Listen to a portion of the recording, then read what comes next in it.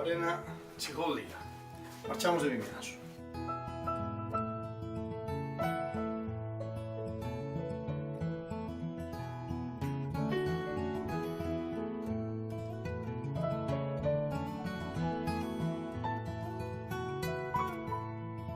Nesta terra que fai testamento, que acolle os lamentos e anima a olvidar, infectada de sangue usureiro, caciques modernos, mecenas do mal.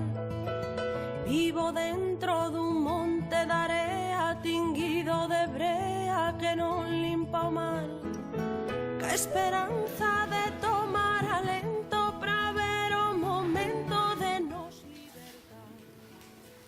Hola, ¿cómo te llamas? ¿De dónde vienes? ¿Cuántos años tienes?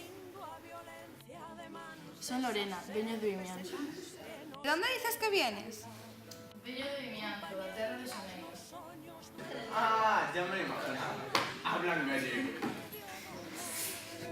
Que iluminan o loito máis negro que esquecio de... Esa é a nova. Ti viñas ser maja, non? É máis, foi bastante rollo.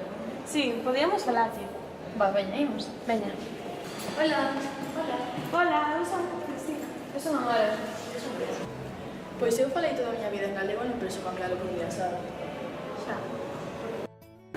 Pois eu, cando comecei o instituto, deixei de falar galego unha temporada, por iso da idade do pavo e esas tonterías, non?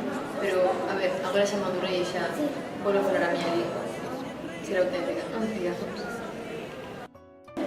Pois eu criime en castelán, pero últimamente estou optando polo galego, xa que penso que é unha lingua moi fermosa que non debería de caer no olvido e tampouco que a xente se sentise avergoñada dela, a verdade.